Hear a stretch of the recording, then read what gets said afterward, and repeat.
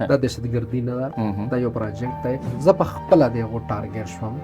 مو په کور باندې سرچ اپریشن لګېدلی دی. ای پی ایس سکول اټیک و پاکې چې کومه ایس پی آر واي نیوز باندې کومه د کوم حملاورو پکچر شیر کړی چې دا حملاور مو ټارګېټ کړل. مو پوسټ وکړو چې دا حملاور په یو وخت مخکې پکې راغلی شي. ټولو خبره کوو چې ملک دې مونږ دی، وطن دې مونږ دی، وسایل یې دې مونږ دي، دا فوج هم دې مونږ دی، دا ادارې هم دې مونږ دي. خو دا په غلطو لوسونو کې دا ټیک کول غواړي چې نه ټیکېږي، دا ختمول غواړي. السلام علیکم. زه عثمان شکور د ایل اس نیوز پیشا ستاسو په درانه خدمت کې حاضر یم. ګرانو کتونکو، نن را سره په نننی پودکاسټ کې یا په خپرونه کې ډېر ګران او د دې پښتني ټولنې یو ذمہوار بچی را سره ملګری دی. هغه ته په دې خپرونه کې په دې پروګرام کې هرکلی وایو، ستړي مو شو وایو. خان ولی افریدي د هر څه نه مخکې خو تاسو ته په دې خپرونه کې هرکلی وایم، ستړي مو شئ، په خیر راغلی. مننه. کور مودان راځو، وخت کم دی، ستاسو سره هم منډې تړلې هلې ځلې مو زیاتې دي. خان ولی افریدي په لنډو ټکو کې راته ووایي چې څوک دی.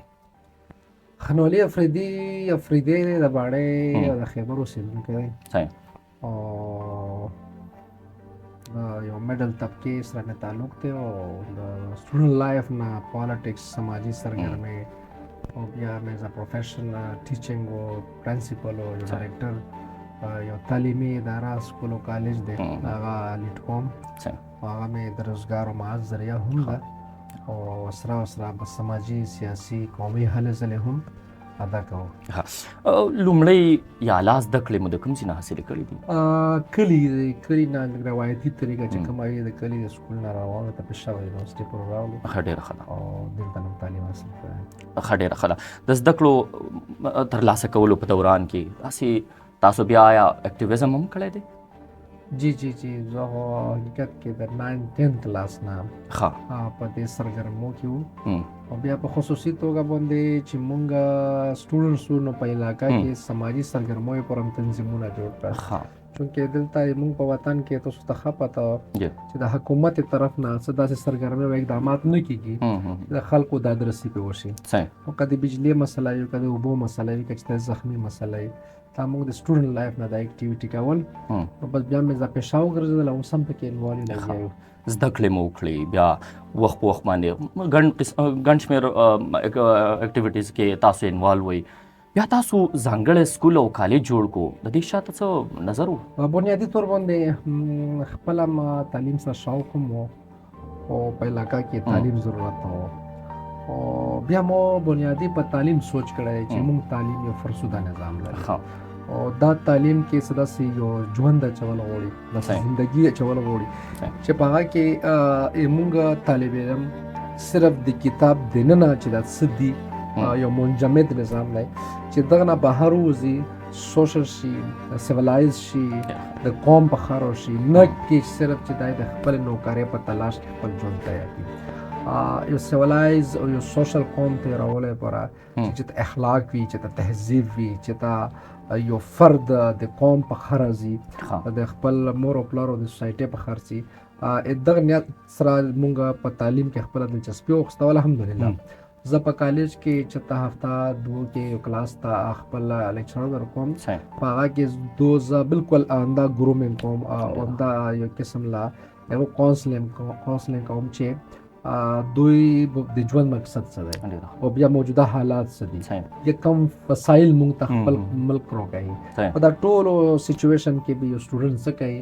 نو دغه سوچ او نظر لرلو لپاره موږ ګرومینګ کوو د سټوډنټانو او د عام سوسایټۍ نه هټ کر موږ غواړو چې موږ یو داسې کم از کم په هر علاقه کې په هر کال یو داسې یو 100 تعداد کې ځوانان تیریږي چې هغه کمې پیشې تم سي، چې هغه د خپل قوم سره، د خپل ملک سره او د خپل رب سره کم از کم خیانت نه کوي، ښه سوسایټي کریټ شي. ډېره زیاته ښه ده. سیاست ته مقدم څنګه کېښوستو؟ که تاسو بیا وګورئ نو سیاست کې بیا تاسو جمعیت اسلامي انتخاب په کوم نظر باندې؟ جمعیت اسلامي یو درسګاه و، نه صرف پارټي وه، تکې لټریچر دی، پکې پوهه وه. په حقیقت کې بدقسمتۍ نه خلک ته پارټي یو تحریک دی، د زده کړې یو ځای دی چې ته یو مضبوط لټریچر دی. وا صرف داسې د یو نظریې پرچار نه کوي چې ته جمعیت اسلامي ووټر جوړ شه، ووټ ورکوه، نه د تو ته وسیع النظری پیدا وي تو سیو لټریچر د چاغه د قدیم او جدید زمانه سره هماهنګ دی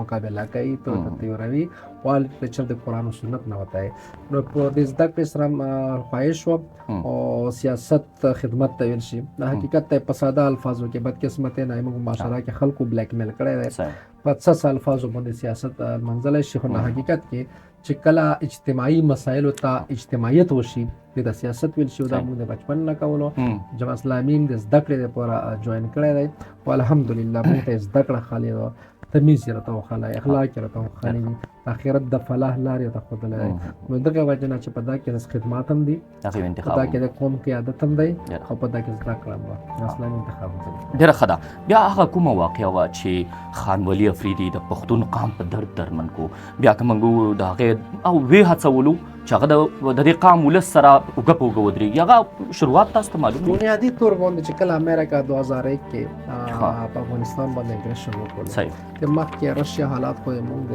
لایف نه مخکې موږ ورکوټي خو د امریکې در تګ نه بعد چې په قبایلو کې کوم حالات روان شول او بیا د نورو واقعیاتو نه زه په خپله د هغو ټارګېټ شوم مو په کور باندې سرچ اپریشن لګېدلی دی هغې په بنیاد باندې مو مورکې د سترګو نه اوښکې تللي دي مو په کور باندې د فوجي کیمپ نه فایر شوی موټر ګولا پروتې ورو چې کور پیډنګ شوی دی دا ټول حالات د موږ مخې ته راغلي دي د مو په قوم کې د موټر ګولا باندې تنکي ماشومان یې غلاسونه خپې او سترګې ضایع شوي دا هر څه زه په خپله هم ټارګېټ شویم چونکې نه برداشت کېږي چې یو سړی درد لري تړپ لري د قوم هغې په خلاف اول کې موږ سماجي سرګرمۍ کولې مطلب دا چې دو د اپریشن په ضد کې یو ماشوم راغلی دا موږ اوچت کړی هاسپټل ته یو زنانه لګېدلې وه دا په سخته کرفیو کې ګاډی نشته پیدل موږ د هاسپټل ته رسولي دي یو قیدي ګیر شوی دی سرچ اپریشن کې به یې په سوونو باندې عام ولس ګاډیو ته واچولی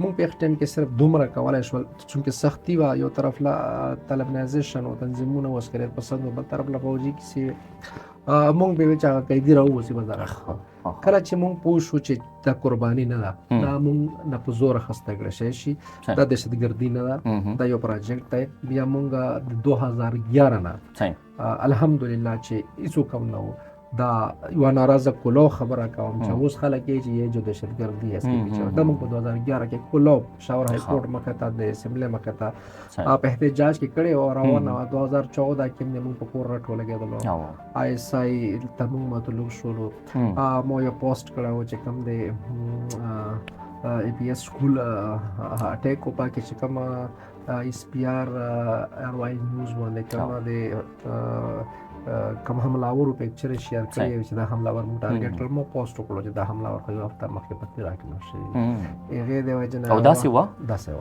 هغه د وجنه اس پی آر خپل پوسټ واپس کړلو چې دا مونږ نه شیر کړی بیا هغه کیس په مونږ جوړ شو هغه وجنه دوه کې مونږ بلیک لیست شو حالات سخت دل حالات چې کېدل مونږ بیا مخې ته راغلو تر اوسه پورې د مزاحمت جاری دی کولو خبره کوو چې ملک دې مونږ دی وطن دې مونږ دی وسایل دې مونږ دی دا فوجم دې مونږ دی دا ادارې دې مونږ دی خو دا په غلطو لاسونو کې د ټیکول غوړي چې نه ټیکېږي دا ختمول غوړي چې قوم او ملک ته او وطن ته د نقصان جوړ شي د 75-77 کورونو تجزیه کول پکار دی چې دا وکړو فلټر شي نقصانات د دوسیز ډیر دي فائدې دي انا پاس کوم ته فیصله کوي پښتون لازم یو 19 اکتوبر جرګه انتخاب کیږي د خیبر د خاوري څه غړي د هغه یو 19 د اکتوبر د جرګې د انتخاب نه مخکې د پی ټی ایم د مشر منظور احمد پښتین سره تاسو ناشته شو دغه پاړه باندې چې دا بدلته کی دا هو چونکه عام کس دی د وطن بچای دی ملاقاتونه هم کېږي لیدل هم کېږي مونږ د سره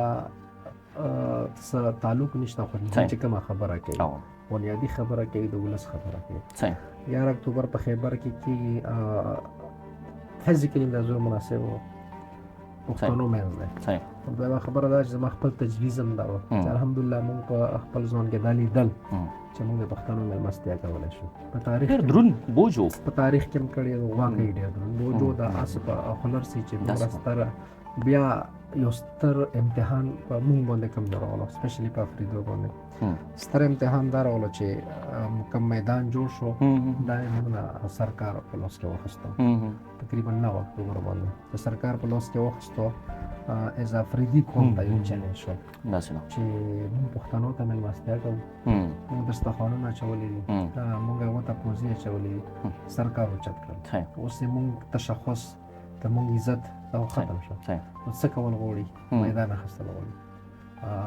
الحمدلله قرباني پرې وشوه، شهادتونه پرې وشول، ګرفتارۍ پرې وشوې، پخپله موږ پکې ستړي شو او موږ په هغه چې چا شهادتونه شوي دي فخر هم پرې کوو، خفه هم یو پرې، خو په دا خبره فخر کوو چې موږ فیصله وکړله چې حالات مې وکتل چې موږ نه یې میدان اخیستی، مېلمه ته مېلمستیا تیاره وه، میدان اخیستی.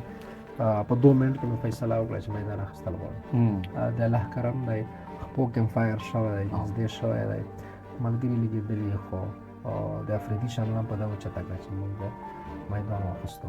د الله کرم و. نو ستر امتحان و، ستر بوج و، الله پاک په خیر سره سرته ورسوله. کني ډېر نقصان کېدو هلته خو الله پاک رحم کړی و. نو 11 اکتوبر میدان دا خیبر کې موږ پایشه وو او تجویز مې ورکړی و، ملاقات کې مې ورکړی و، جلسه جلوس کې مې ورکړی و.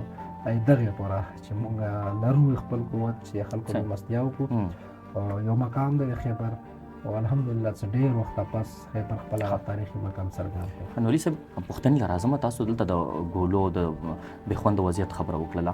دا تاسو ما کتلې پښتنو ولس کتلی چې هلته ګولۍ فایر کېږي، شیلنګ کېږي او په هغې دوران کې تاسو خلکو نه مخکې یې دونه ډاډ، دونه حوصله، ډاډمن په څه وایي؟ اصل کې دا چې په دې حواله باندې مو خپله یو نظریه وکړي خپلو بچو ته مې صحیح رب کائنات د ټول د کائنات سیستم دا ډیزاین کړی دی. صحیح ډېر مخکې ډیزاین پروجیکټ الله په خپل لګولی، هغه ته یې دنیا ویلي. په دا دنیا کې یو مین اکټیویسټ چې کردار د انسان دی، الله رب العزت دغه ژوند ډیزاین کړی دی چې دلته به یې سره ملاقات کېږي، دلته نه به درته تکلیف ملوي، دغه ځای کې دغه چپټر کلوز کېږي او دا به ختم کېږي. نو موږ خپله عقیده دا جوړه وه چې په کوم ځای کې موږ ته مرګ لیکلی دی هلته رسي، کومه ګولۍ چې د انسان د سینې پورې جوړوي هغه نه بدلېږي. نو دا الحمدلله دا څه ته خبرو حد پورې محدوده نه ده. لکه موږ د امتحاناتو نه لرې سوتي، هغه ورځ هم مو سوچ وکړه چې که زه کېناستم یا زه په شا شولم یا زه سایډ ته شوم یا مې سر ټیټ کړو نو څوک به پاسېږي. ما سره په کس کې ویډیو اوس هم شته، څنګه ما نه کس ویډیو کوله او ما ته یې ویل چې کېنه، ما ته ویل چې زه کېنم، دا ډېر لاندې بالکل هغه پولیس وتي ما زه کېنم بیا مې څوک پاسېږي.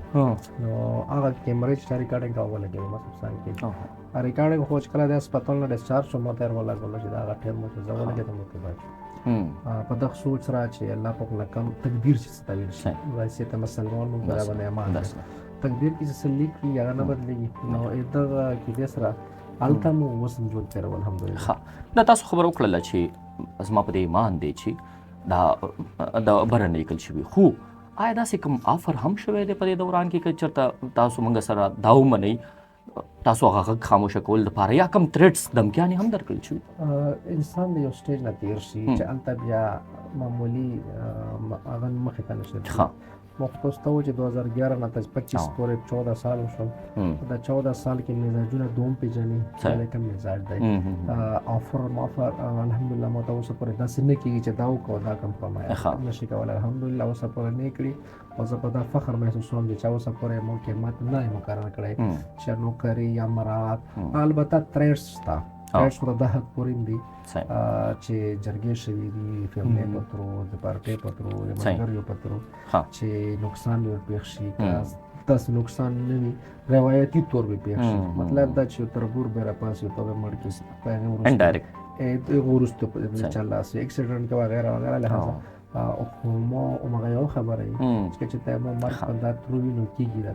الحمدلله په تریټ یې نه نو په ژوند کې چې کوم مسایل او څه مشکلات برداشت شوي دي.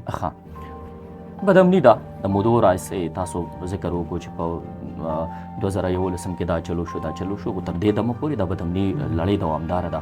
څه فکر لري پښتانه مشران چې کوم دي د ګوندونو تحریکونو مشران دي چې دونه هر یو د بدامنۍ دونه امن دونه غوښتونکي دي د دې بدامنۍ دپاره عملي ګام ولې نه پورته کوي؟ ناستي خو مو شو، جرګه خو مو شوه. اصل کې دلته یو عجیبه کار دی چې موږ ریاستي ادارو یو ناره ده اوچته کړې ده چې ملک سلامتي ملک سلامتیا پکار ده، لہذا دې لپاره به کمپرومایز کوي، دې لپاره به پارټي اصول هم پرېږدي، دې لپاره به قرباني ورکوي، شهادتونه ورکوي خو چې ملک سالم وساتل شي. او دهشتګردي د مرض دی، ناسور دی، د پروجیکټ دی، د بهر نه کېږي، موږ ملک کمزوری کوي. دا یو څو خبرې دي چې زموږ ریاستي ادارې پر ټوک هم کوي، قوم ولس هم کوي او قیادت هم کوي. په دې دوران کې خلک کمپرومایز د څه وجې نه کوي خو د ملک اسلامیت د وجې نه کوي، هغه بس دغه وجې نه بیا لږ مفاهمت نه کار وکړي. حقیقت دا چې قتل دا غواړي لکه ما څنګه وویل چې تجزیه کول غواړي، آیا اپریشنز وشول، څومره فروټ وشول، کومه پیسه راغله چې دا خرج شوه، چا په لاس خرج شوه، قرباني پکې چا ورکړې، یو ودانۍ ورانه شوې، اوس څه کمپنسیټ شول او که نه. دا یوه تجزیه کول غواړي چې قیادت ته پکار ده، ټولو پارټو ته چې وګوري چې کیا کوي او کیا پایا. جرنلز څومره پیسې واخیستې، آرمي څومره واخیستې، سیول ګورنمنټ څومره واخیستې، عوامو ته څومره. په دغه اپریشنو کې خو 33 ارب ډالر راغله او مو پښتانو ته پیسې نه سر کې ما 3 लाख روپۍ و، په هغې هم زرینه شو درخواستونه بابو کلارک خپل په 1.5 लाख روپۍ به مړي مته نه شول چې په باندې کونډه هغه قرض باندې دي. دا ټوله تجزیه کول غواړي. بیا ګورو چې ملک چا له سب خطر کې سلامتی چا له سب خطر کې دا مو سیاسي قیادت ته هم یو، دا قوم ته هم یو او دا انرژیټک ځوان ته هم یو چې کوم اسکم قتل غواړي چې ته په خیر کې سې او نقصان کې سې. دلته یو بل خبره مینځ ته راځي چې سېنیټر مشتاق احمد صاحب یا تاسو خان ولی افریدي دا د جماعت چې کوم منشور دی آیا نه ګڼئ چې دا د هغې پر ضد باندې هم کله کله شي کمپرومایز نه کوي د خپلې پارټۍ سره، د هغې د منشور سره؟ څه نظر جن اسلامي جمهوري پارټي او تنظیم ده چې وایي چې په ځمکه فساد خور نشي او په ځمکه باندې د الله قانون نظام راشي. د الله قانون نظام دپاره د پاکستان خورا ډېره زبردست ده، ځکه چې په ریاستي طور باندې په قانوني طور باندې څه پابندۍ نشته. رایې عامه جوړوه، ته زه خبره کوم که زه د خوښ شم خو ووټ به راوکړي، دا کار دی. په دې مخه کې چې څوک رکاوټ راشي هغه سره داسې سرکار مه لره چې هغه فساد خپرېږي په ځمکه کې. دا جمع اسلامي او سټیل دا جمع اسلامي چې کومه په 92 نه راوغه قاضي حسین احمد صاحب په فرست ټایم دا ناره وچلې کړې وه چې دا کور کمانډر نه دا کروڑ کمانډر دا کروڑ په پیسې اخلي. منور حسن صاحب دا ناره وه هغه خو دوی په خوارجو کې اچولی وه، څرګنده خبره وه.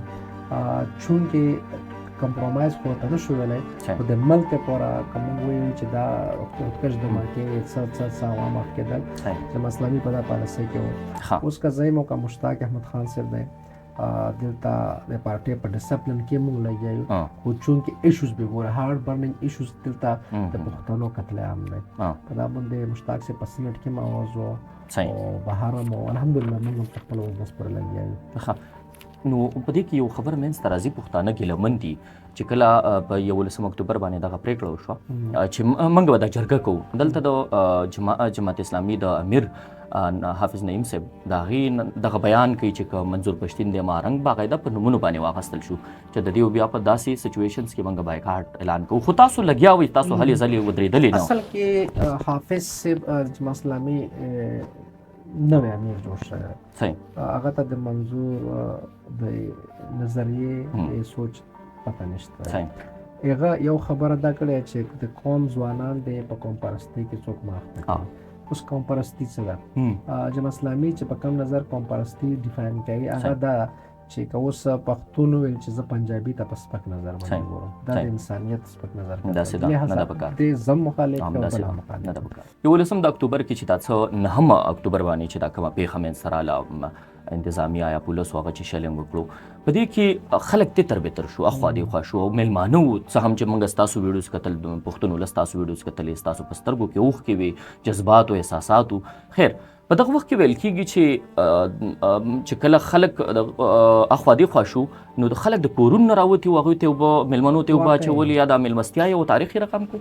واقعي ډېر زبردست میلمسته شوې وه، ډېر په زرونو خلکو لکونو خلکو اوس سمبولول واقعي مشکل کورو. بیا په دغه ورځ باندې چې کومه ورځ باندې فایر وشو، مثال جګړه وشوه، جنګ وشو، په دا ورځ باندې خلک هم زخمي وشو. بل انسوګیس په خپله داسې یو مرض دی چې که څوک په ګولۍ ورنه لګي نو هغه زخمي. موږ د افریدو د کورونو ماشومانې، زنانه، واړه لوی د ټول خدمت ته ودرېدل، ډېر ښه کردار یې ادا کړو. واقعي د هغې وجې نه موږ هغه تېر تاریخ د افریدو هم څرګند شو. دومره فایده دا وه چې کومه ورورولي ورکه شوې، دا ورکزی د مسعود، د وزیر، د باجوړ، د مومند د خلکو ورورولي ورکه وه. دغه 11 اکتوبر یا په دا کې د تلخۍ د ورځې نه بعد الحمدلله ورورولي نږدې شوه، دوباره را پیدا شوله. خلکو کې ورورولي او مینه وه که هغه سوچ دوباره ورڅرګند شوله. څه ګڼئ پښتونخوا وطن وسایل چې کوم دي هغې باندې د پښتنو اختیار شته که نشته، او که چېرته نشته دی نو داسې کوم غربت دې سره راشي، بدامنۍ راشي، داسې کوم ګامونه ورپورته کول اړین کوم ګامونه دي؟ اصل کې جمهوري لاره باندې فایټ کول پکار دی. بدقسمتي دا چې په دا صوبه چا حکومت هم راغلی د پښتنو د وسایلو غامې نه یې کړې. مونږ بجلی پیدا 5 روپے پر یونټ چاپېر، پنجاب ته ځي یا وفاق ته ځي واپس موږ ترسي په 78-80 روپۍ یونټ کې بله بجلي په خپله موږ اخلو. په دا سوچ پکړو دا د قیادت او د بیا د پارټو ټولو سیاسي جماعتونو څومره قیادت دی او بیا په اقتدار کې چې څوک رسېږي دا نو کمزورتیا ده. کله چې قیادت تکړه پیدا شي او قوم ته ودرېږي او بیا قوم باشعوره شي، قوم هنګامه نه وي، قوم هجوم نه وي چې په یوه فضا په ګرمه هوا پسې منډې وهي. عموما شوي داسې وي. دلته کله مذهبي ناره راوچته شي، خلکو کې جنونیت راشي، کله قومي ناره راشي، کله دا اوس د پي ټي آی ناره راغلې دا یو هوا چلېږي او دغې هوا مقابله هېڅوک هم نشي کولی. چې کله مذهبي راشي قوم پرست لاندې شي، کله قومي راشي مذهبي، دا زما په خیال چې دا څه پازیټیو هغه نه دی. کله چې شعور راشي، کله چې میچورټي راشي تھرو ایجوکیشن، تھرو سټډي، پوهه سمجھ راشي، بیا خلک د ښه او بد تمیز کولی. بیا په لیډر کې د لیډرشپ کوالټۍ کتلی شي. لیډرشپ کومې کوالټۍ لري؟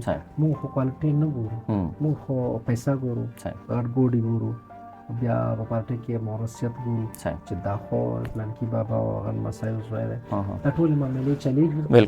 موږ ووټ ورکوو، په پارلیمنټ کې کښېني، پارلیمنټ کې هغو سره اختیار وي خو په استعمال یې نه کېږي. چې نه پکې په 5 روپۍ یونټ موږ په خپله 80 روپۍ یونټ اخلو. ضرورت یې دغه خبره ده چې ځوانان شعور راولي او بیا قیادت وپېژني، هغه قیادت انشاءالله بیا خپل رول ادا کولی. موجوده حالاتو کې چې کوم یوه سینیارو روانه وه که نه، هم شعور روان ده انشاءالله په لږ وخت کې 5-10 سال کې بېرته تبدیلي کېږي.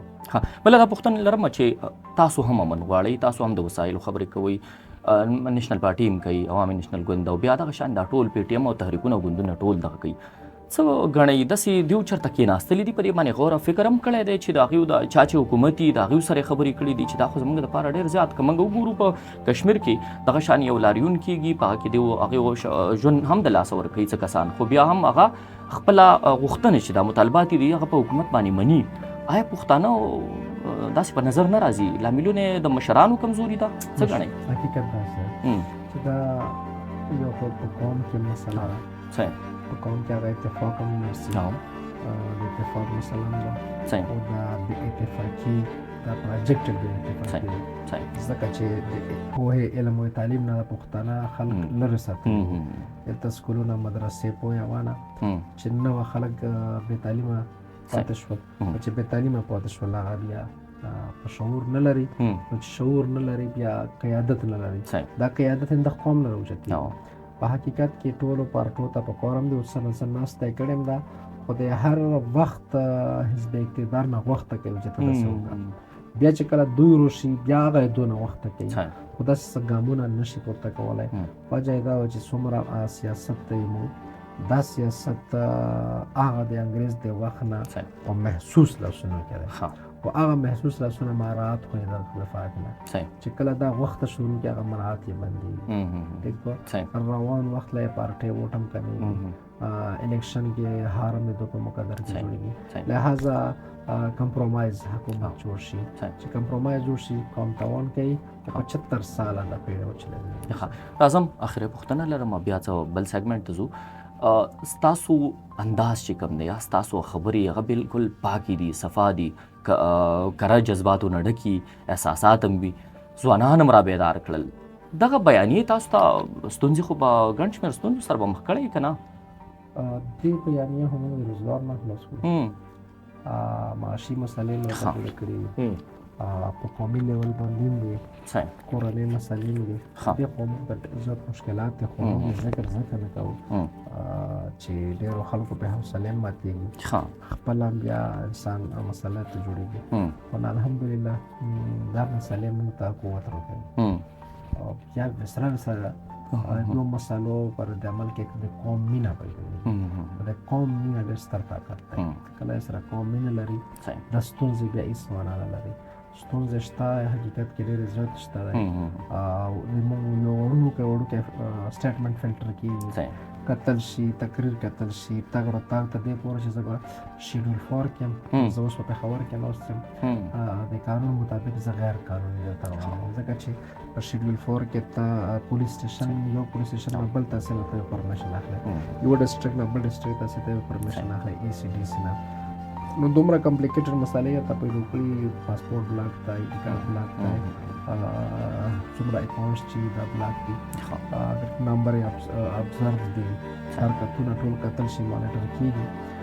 دا ټولې ستونزې دي خو به هر حال د قوم دپاره دی او د عمل د قوم مینه مخې ته راغلې وه هم ورته حوصله راکوي او خپل څرګندي جایز وکړي تاسو دلته د شیډول 4 خبره وکړله دغه بندیزونو خبره مو وکړه دې پسې یو پوښتنه دا هم لرم چې تاسو یا پی ټي ایم یا چې نور کوم ځوانان هلې ځلې کوي د خپل وطن بنیادي حقوق غواړي د ریاست نه یا د ادارو نه نو په دیو باندې هغه د آئین د لاندې وي لکه څنګه چې پی ټي ایم کلدم کو موږ په نږدې وختونو کې وکتل څه نظر لرئ یو کس د آئین د لاندې کار کوي بیا هم د داسې قسمه قصو سره مخ کېږي نو ډېر ناوړی عمل نه دی دا کوم نظام چې په حقیقت کې دا بلډوز کول غواړي په دې ملک کې چې کوم نظام دی دا بلډوز کول غواړي دا بیروکراسي دا مجسټریټ کمیشنر نظام عدالتي نظام انتظامي څومره دا بلډوز کول غواړي زه خبره کوم چې شیډول 4 دی او که جعلي اف آی آر هوایي اف آی آر دا ټول د ملک د نظام ایکسپوز کوي حقیقت کې خلکو ته پته لګي چې اف آی آر داسې هم کېدای شي یا اف آی آر حیثیت ختمېږي چې اف آی آر حیثیت ختم شو سره فول د پولیس ډپارټمنټ حیثیت کمزوری شو چې پولیس ډپارټمنټ حیثیت کمزوری شو 3 ایم پی او لګي ای سی ډي سی لګي سلای لګي عوامو ته پته ولګېدله دا نظام کمزوری شو او یو وخت سره چې زه سمو کم لفظ ته استعمال کړم دا بلډوز کول غواړي د وخت سره دوی د خپلې فیصلې په خپله د نظام بلډوز کوي سوشل میډیا اویرنس یې راوسته چې اویرنس یې راوسته هر غلط کار ته خلک غلط ویلي بغیر خرچې بغیر څه خوف و ججک چې غلط کار ته غلط ویل شي نو ټول نه غلط ډېره غلطي نظام کوي دا نظام مې په خپله بوسیده شي دا یې په خپله بلډوز کېږي دوی ته دماغ نه لګېدلي دي خورې څنګه لګېدلي په موږ اف آی آر او په ملک نصیحت اف آی آر دی په بل جعلي اف آی آر اوس ټول قوم ته پته ولګېده چې څه حیثیت د اف آی آر نشته دغه وجه نه دا ایکسپوز کېږي غیر قانوني اقدامات کېږي او دوی پوهېږي نه چې موږ څه کوو حقیقت کې قوم او ملک ته تاوان راوړي د دې پر شا باندې اوس چې ملک نصیر څنګه شو یا په سمدجي شو یا خدای مکه تاسو د کوم ستونزو سره مخ کېږئ یا ورسره اوس پکې واقع د دې پر ضد باندې مشرانو کوم رد عمل یا څه بیانیه مخې ته نه راغلي اصل کې یو خدای چې لګیا دي چې کوم مشران دي او کوم ته تریک نشته کوم ته مسایل نشته خپل سټرګل کوي او چونکې دو کرینګ ډاون ډیکلیئر کړی دی دو په ځانو باندې کوس په پی ټي ایم باندې کلدم کړی دی تاسو ته پته لګي چې د کلدم تنظیم ټولې سرګرمۍ بیا بیان شي افیسز یې بیان شي کارکونې نیول شي سرګرمۍ یې ماغه شي او هغې نه علاوه چې کوم مشران درد لري مشتاق صاحب یا پارټۍ کوم عنایت صاحب موږ خپل پارټي لیول په د ټول الحمدلله رول ادا کوي. صحیح سټیټ ممبر سي نور خلکو په اولام نه په اولام نو لګیا دي ان شاء الله. کله کله په تحریکونو کې سختیر سي، صحیح په ژوند کې سختیر سي، کله نرمي سي، کور آسانه کیږي، کله په مشکله کیږي. صحیح نو وخت سره سره خپل فیصلې کیږي. دغه بیانیې ډېر ځوانان وخوړل او ډېر یې در په در کړل. کله چې کور نه راوځي فکر درته ودرېږي چې بیرته دې کور ته زه راتلی شم؟ خو بس ځینې خبرې داسې وي چې عموما د مونږ خاموش ساتلي. زه خپله کور هم زموږ ډېر په خطرناک ځای کې یم او ډېر کالونه رسي، څوک د بچو پنکچري چتسه مشکلات رسي، شپې تګ هم مونږ بیټې مایو. خو دا و چې بس د ځان پورې هم ساتلي او د ځان نه په خپلو ملګریو ډېر خفه کېږو چې هسې نه چې څه داسې حادثې کیسې وشي چې ملګري ته مشکل جوړ شي. او د الله په توکل غونډ ژوند روان دی الحمدلله. ډېره ښه ده. راځو بل یو سیګمنټ دی، زه به درته یو نوم وایم، تاسو به هغې جواب په لنډو ډکو راکوئ. د خوښې شاعر مو څوک دی؟ خوښې شاعر په پښتو کې موږ حمزه بابا دی. ښه. د خوښې سیاسي لیډر؟ سیاسي لیډر مو منور حسن صاحب. ډېر ښه. د خوښې سندرغاړی به راته ووایئ. سندرو سره شوق پخواني ډېر ښه سندرغاړي تېر شوي دي. د حمزه بابا شاعري مې رفیق شوی دی. ډېره ښه ده. د خوښې خوراک مو څه دی؟ زه هم بیا هم سویټ. ښه. نشه کومه د چیو نشه، بله کومه نشه؟ نه نشې په طور چې خوراکي کار څه نه. ښه ډېره ښه ده. د خوښې ځای مو کوم دی چې تاسو پکې آرام او سکون احساسولی شئ؟ بله کمره عموما چېرته چې وخت منځولی کړي ډسل ته. ښه ډېر ښه. هلته ریلیکس او خپل بیټ کې. ډېره ښه ده. کتابونه کم لولئ؟ لټریچر قرآن اسلامي. ښه ډېره ښه. د تاریخ په اړه باندې؟ سیرت کتاب. ښه ډېره ښه ده. سیاسي زندگی. ډېره ښه ده. ډېره ښه ده. اسلامي جمهوریه پاکستان نظر کې څه راځي؟ دا یو براینا دی. ښه. اسلامي جمهوریه لګېدلی ده، لفظ چې لګېدلی ده منافقت دی. صحیح. جمهوري چې لګېدلی ده دواړه منافقت. ښه. ځین چې صرف پاکستان په کار دی او که دی جوړوي. صحیح. الحمدلله مو سره پروجیکټ شته چې اسلامي شي ته ویل شي او جمهوري شي ته ویل شي. پښتانه د منافقت دوه نومونه دي چې کله د ملک نوم سره د منافقت الفاظ ولګي. صحیح. مطلب دا چې الفاظ جو دي په زړه کې نشته، هغه من بیا مخکې په مخکې نشي. ښه. د منظور پښتون نوم چې واخیستلی شي ذهن کې څه راځي؟ د قبایلو د حقوق اواز. صحیح. مارنګ بلوچ د بلوچستان د حقوقو. بلوچستان. ښه. احمد ولی خان ظاهره خبره وه چې نیشنلیسټ قوم پرست پارټي ځای. عمران خان په اړه باندې څه نظر لري؟ عمران خان تقریبا چې د ځوانانو یو مؤثر اواز پاکستان کې ګڼل شي او ښه پاپولر شخصیت سره پاکستان نه چې د دنیا په مخ باندې څه پاپولاریټي لري. عمران خان د اوسنۍ بندیز په اړه باندې کوم نظر لري؟ دا انتقام د په خپل وخت کې غلطي کړې وه. صحیح. د نواز شریف اسلام. صحیح. اوس نواز به غلطي کوي. ښه. پاکستاني میډیا لکه څنګه عدالت، لکه څنګه نور پارلیمنت چا غلام دی، هسې میډیا هم ظاهره خبره چې د ملیټري اسټابلیشمنټ حال الحال نه میډیا نه پارلیمنت نه عدالت نه عوامو په نظر کې نتنګ لهذا میډیا کې څه حیثیت نشته. بیا که راشمه زه خو که تاسو نه د ګوندونو یا د تحریکونو خبره کوم نو ظاهري خبره تاسو به د جماعت اسلامي انتخاب کوئ، خو زه به پی ټي آی، ان پي او پی ټي ایم په دې درې کسانو کې به تاسو انتخاب د کم کوئ چې دا خط ټیم خو چونکې تحریک دی پارټي نه وه نو هغه به دوی کې ته نشې اچولی، بس هغه هم یو تحریک دی. د دې نه د جماعت اسلامي نه پس تاسو کوم د تحریک خبره کوم؟ جماعت اسلامي نه بعد چې کور کوي پاکستان کې او 2013 نه بعد دی دا کم از کم نواز شریف چینج شوی دی. مخکې یو نظر لرو پاسې بل او منظم پلان او ترتیب لیډرشپ په پارټي لري. ښه ډېر پیپل پارټي. ښه صحیح. ځوانانو پیغلو ستاسو غږ اوري، اخري څه پیغام به ورکوئ؟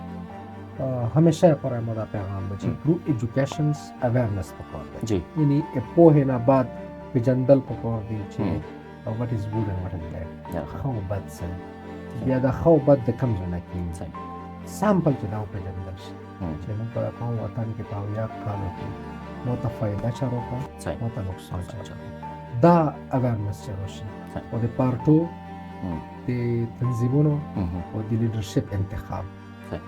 دا په جذباتو کې دی صحیح. دا نو سټډي پکار دی صحیح. لیډر وګوره کوالټي وګوره کردار وګوره شخصیت وګوره پارټي وګوره वो منشور وګوره वो नजरिया وګوره ورکر حیثیت وګوره دنه بعد د پارټي او د لیډر انتخاب پکار دی سیاست انتهایی ضروری ہے ملک میں چې قوم کې سیاست پیدا شي پویا پیدا شي قوم ترقی کوي سمپل ایجوکیشن هم نه داسې ایجوکیشن چې موږ له شعور ورکړو او ایک شعور په بدله کې ښه او بد وپېژنو بیا قوم ایجوکیټډ کېږي نن نه سبا نه کال نه بله بعد نه وخت پې لګي خو انشاءالله چې موجوده کوم نسل دی دا باشعوره شي پوهه شي پکې روان نسل دی ډېر زیاته مننه وخت راکولو یو نړۍ مننه کوم ملګرو دا وخت موږ سره خان ولي افریدي چې د جماعت اسلامي ډېر اهم رکن دی هغې سره هم دغه پوډکاسټ وکړو تاسو یې خبرې اورېدلې